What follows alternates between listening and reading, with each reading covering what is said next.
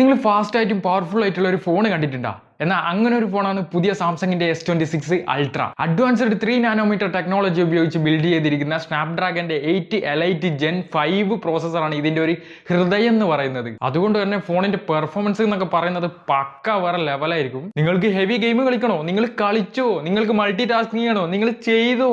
ഇനി നിങ്ങൾക്ക് AI features വേണോ? ഇഷ്ടം പോലെ ഉണ്ട്. പെർഫോമൻസിനൊന്നും ഒരു കുഴപ്പം ഉണ്ടാവില്ല. നല്ല പക്ക പെർഫോമൻസ് ആയിരിക്കും. കൂടാതെ ഉള്ളതിൽ വെച്ച് ഏറ്റവും വലിയ വേപ്പർ ചേമ്പർ കൂളിംഗ് സിസ്റ്റം ഇതിലുണ്ട്. അതുകൊണ്ട് തന്നെ നിങ്ങൾ എത്ര ഹെവി ആയിട്ട് യൂസ് ചെയ്താലും യാതൊരു കുഴപ്പമുണ്ടാവില്ല. ഫോൺ നല്ല കൂൾ ആയിട്ടിരിക്കും. ഇനി ഇതിന്റെ ബാറ്ററിയെ കുറിച്ച് പറഞ്ഞാൽ നിങ്ങൾക്ക് ഫുൾ ഡേ ബാറ്ററി ലൈഫ് കിട്ടുന്നതായിരിക്കും. ഇനി അഥവാ നിങ്ങൾക്ക് ചാർജ് ചെയ്യേണ്ടി വന്നാൽ തന്നെ ഇതിൽ 60 വാട്ട്സിന്റെ ഫാസ്റ്റ് ചാർജിങ് സപ്പോർട്ട് വരുന്നുണ്ട്.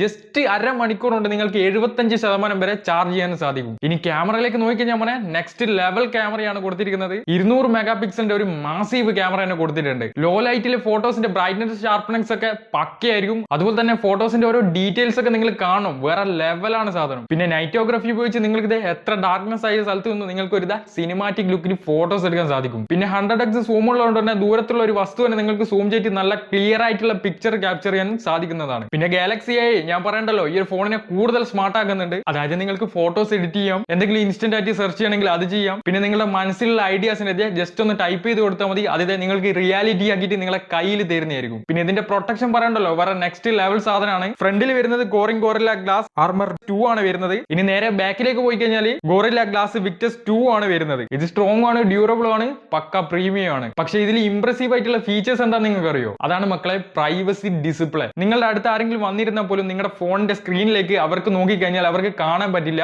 കംപ്ലീറ്റ്ലി ഇൻവിസിബിൾ ആയിരിക്കും. അതുമാത്രമല്ല, നിങ്ങൾക്ക് ഏതെങ്കിലും ഒരു ആപ്ലിക്കേഷൻ മാത്രം അങ്ങനെ കാണാണ്ടിരിക്കണമെങ്കിൽ അങ്ങനെ ചെയ്യാം. ഇനി OTP വരുമ്പോൾ ഇൻവിസിബിൾ ആക്കണമെങ്കിൽ അങ്ങനെ ചെയ്യാം. ഇനി അഥവാ പാസ്വേഡ് ടൈപ്പ് ചെയ്യുമ്പോൾ അങ്ങനെ ചെയ്യാം.